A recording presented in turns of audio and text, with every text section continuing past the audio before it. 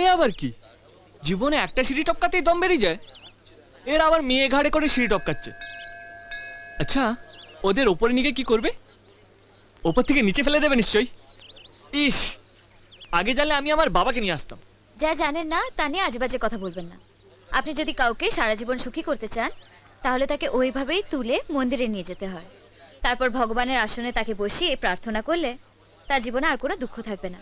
আচ্ছা, তাহলে টোটাল ব্যাপারটা দাঁড়ালো, কাউকে কোলে করে নিয়ে গিয়ে মন্দিরে ভগবানের আসনে বসিয়ে প্রার্থনা করলে সে সুখী হবে, তাই তো? হ্যাঁ। তাহলে আমায় কোলে করে ওপরে নিয়ে চলো। আবার ঠাকুর দেবতাকে নিয়ে কখনো মজা করতে নেই। তুমি আমায় কোলে করে ওপরে নিয়ে যাবে না? হ্যাঁ, সারা জীবন অসুখী থেকে যাবো কিন্তু। তুমি এখানে দাঁড়াও, আমি তোমার জন্য প্রসাদ নিয়ে আসছি। বর্ষা দাঁড়াও।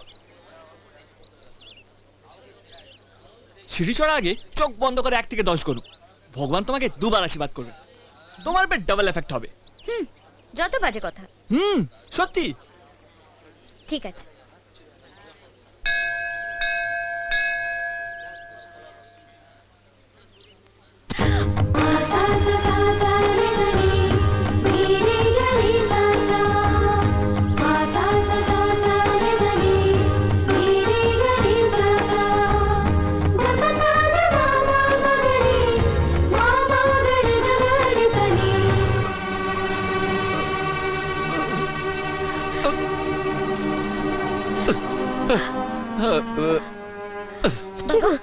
কি হয়েছে বাবা? কি গো, কি হলো?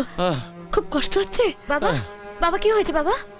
মনে হচ্ছে এবার তোর বাবার বয়স হয়ে গেছে মা, তোকে ভগবানের কাছে নিয়ে যাবার সাধ্য আমার আর নেই।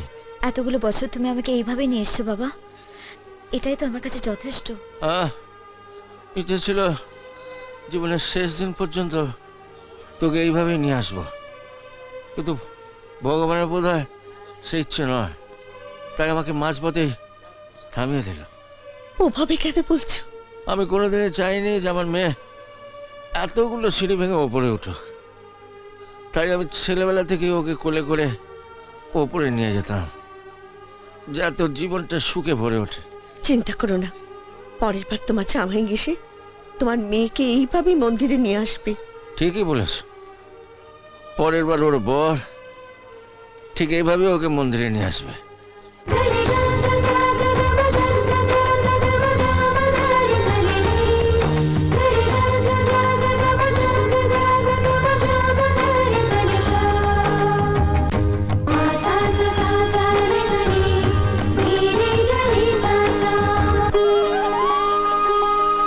পরের বার ওর বর ঠিক এইভাবে ওকে মন্দিরে নিয়ে আসবে।